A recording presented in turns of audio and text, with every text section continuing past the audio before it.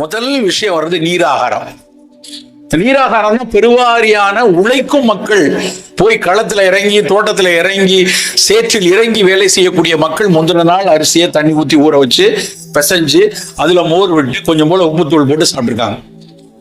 இடையில எவனா நீராகத்தை போய் சாப்பிடுவானா, முந்தின நாள் சாப்பாடை போய் சாப்பிடுவானா, இது என்ன உணவுன்னு தூர தூக்கி போட்டோம். இன்னைக்கு என்ன தெரியுமா, ஸ்ப்ரே ட்ரைடு ஒரைசா போரிச் பவுடர்னு கூகுள் பண்ணி பாருங்க. ஸ்ப்ரே ட்ரைடு ஒரைசா போரிச் பவுடர் அமேசான்ல $10 விற்கிறான். ஒண்ணும் இல்லை, அரிசி கஞ்சியை உலர வச்சு பொடிச்ச பொடி. அரிசி கஞ்சியை பாட்டிலில் அடைத்து இன்னைக்கு அமேசான்லயும் கூகுள்லயும் வித்து கொண்டு இருக்கிறார்கள். ஸ்டான்லி மருத்துவக் கல்லூரி, சென்னையில் இருக்கக்கூடிய மருத்துவக் கல்லூரி, அதில் ஒரு ஆய்வை துவங்கி இருக்காங்க. என்ன ஆய்வுன்னா, இந்த காலையில குடிக்கக்கூடிய அரிசி கஞ்சி குடல்ல இருக்க பல நோய்களை போக்குங்கிறாங்க. சில பேர் சாப்பிட்டோன்னே மோஷன் போயிட்டு வருவாங்க. சில பேர் இரிட்டபிள் பவல் சிண்ட்ரோம் சொல்லுவாங்க. சில பேருக்கு மோஷன் போனாலே அதுல சீழும், இல்லைன்னா ரத்தமோ, இல்ல சாப்பிட்ட உணவினுடைய கீரை, கருவேப்பிலை, கேரட் துண்டு இதெல்லாம் மோஷனோட வரும்.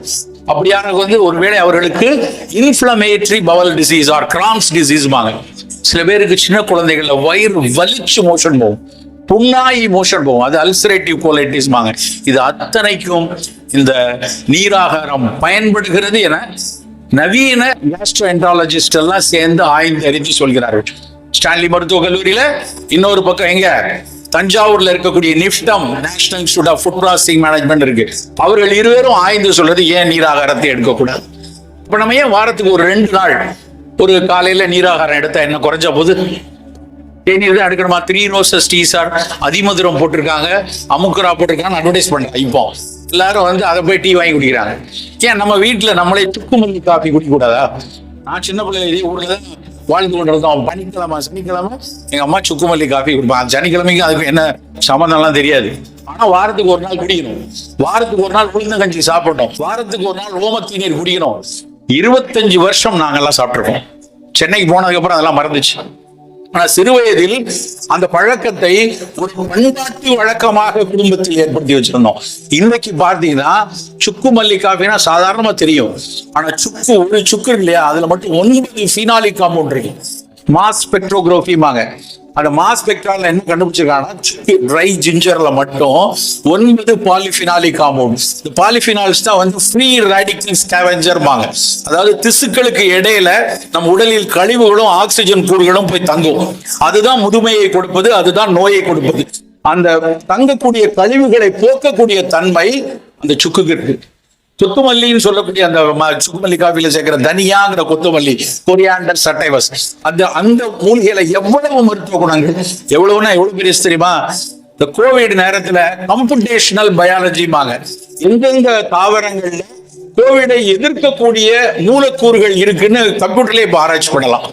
அந்த கம்ப்யூட்டர் ஆராய்ச்சி பண்ண அந்த கம்ப்யூட்டேஷனல் பயாலஜில பார்த்தப்ப கொத்தமல்லிக்கு அந்த பயன் இருந்தது, கடுக்காய்க்கு அந்த பயன் இருந்தது, கருஞ்சீரகத்துக்கு அந்த பயன். அதுல இருக்க தைமோகைனின், கடுக்காயில இருக்கிற செர்புலிக் ஆசிட், கோரியாண்டர் சட்டவையில இருக்க தைமோகைனின், இது எல்லாத்துக்கும் இந்த மூலக்கூறுகள் எல்லாம் வைரஸை கட்டுப்படுத்துவதற்கான ஆற்றல் இருக்கு அப்படின்னு ஆராய்ந்து சொன்னார்கள். நாங்கெல்லாம் கபசுர குடிநீர் ஊரூரா போய் எவ்வளவோ அரசாங்கத்துல சண்டை போட்டு, எவ்வளவோ அதிகாரி சண்டை போட்டு தான் மக்கள்கிட்ட எடுத்துட்டு வந்தோம். அப்பெல்லாம் என்னெல்லாம் ஏளனப்படுத்தியவர்கள் ஏராளம் பேர் உண்டு. எதுக்கு எடுத்தாலும் வந்துட்டாங்கன்னா கபசுர குஷாயத்தை தூக்கிட்டு ஊரூரா கொடுத்துக்கிட்டுன்னு. நான் 20 நாட்களுக்கு முன்னாடி அமெரிக்கா போயிருந்தேன். பல்வேறு கூட்டங்கள்ல பேசி அமெரிக்கால நார்த் கரோலினால இருக்கக்கூடிய ஒரு பல்கலைக்கழகத்துல ட்ரக் டிஸ்கவரி ஒரு டிபார்ட்மெண்ட்ல என்ன கஞ்சால ஆராய்ச்சி பண்ணிட்டு இருக்காங்க.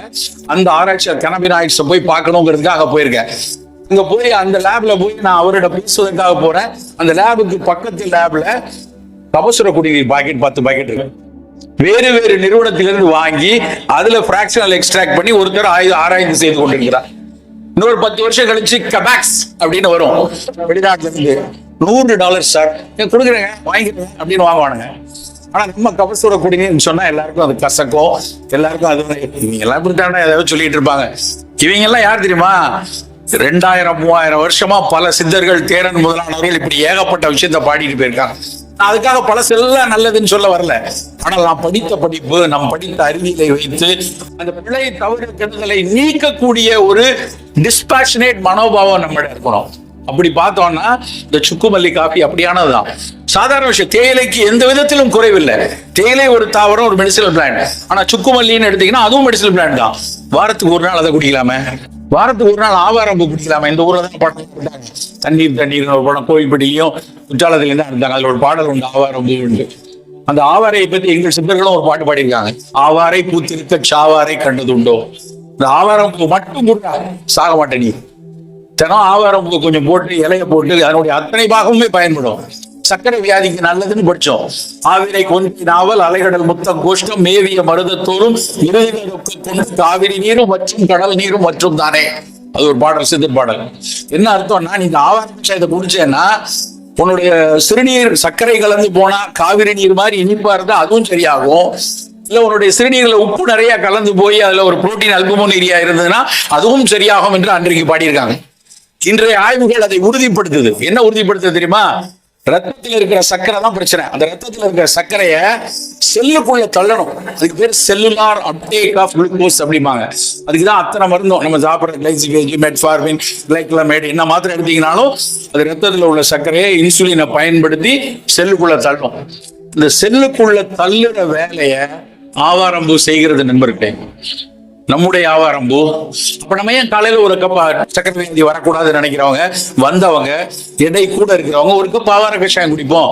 ஒரு நாள் சிக்குமல்லி காஃபி, ஒரு நாள் நார்மல் டீ, ஒரு நாள் நார்மல் கும்பகோணம் டிகிரி காஃபி, ஒரு நாள் நீராகாரம், ஒரு நாள் கஷாயம், ஒரு நாள் கரிசாலை கஷாயம். ஆச்சா, 7 நாள் காலையில் ஒரு கஷாயத்தை குடித்துக் கொள்ளலாம். நிறைய பேருக்கு கஷாயம் அப்படின்னாலே கசக்குது சொன்னாலே. ஆனால் கஷாயம் என்பது நம்முடைய மூத்த மருத்துவர்கள், நம்முடைய முன்னோர்கள் பாடி பாடி சொன்ன விஷயம். ஒன்னொன்னுக்கு பின்னாடி இருக்கக்கூடிய மருத்துவ குணம் தான். கரிசாலையை தேகராஜன் என்று போகர் எழுதியிருப்பார்.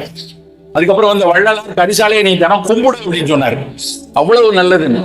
கரிசலாங்கண்ணி கீரைங்கிறது நெல் வயல்ல வரப்போரங்கள்ல பழை என்று இவர்கள் ஒதுக்கிட்டாங்க. வீடி சைடுன்னு கிளைபோசைடுன்னு ஒரு கெமிக்கலை போய் அடிப்பாங்க. இங்க களைக்கொல்லின்னு விவசாயிகள் போய் அடிப்பாங்க. அந்த களைக்கொல்லியில சாகிறது எது தெரியுமா? இந்த கரிசலாங்கண்ணி தான்.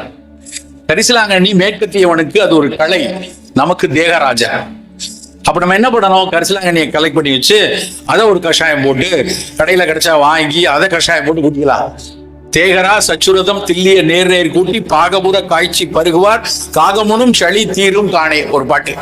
என்ன அர்த்தம் அப்படின்னா, தேகராஜன் இந்த கரிசலாங்கண்ணியும் நல்லெண்ணையும் சேர்த்து காய்ச்சி அந்த கரிசாலை தைலம்ங்கிற தைலத்தை ஒரு ஸ்பூன் சாப்பிட்டா இருமி துப்பு சளி பச்சையா வந்து விழுந்து வைங்க.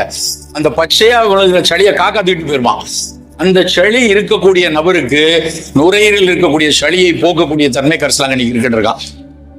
இன்றைய அறிவியல் சொல்லுது அது வைரல் நிமோனியாவுக்கு நல்லது, ஹெப்பாடைட்டிஸ் லிவர் டிசீஸ்க்கு நல்லது, முடி வளரும், எதிர்பார்த்தல் கூடணும் பல ஆய்வுகள் சொல்லியிருக்காங்க.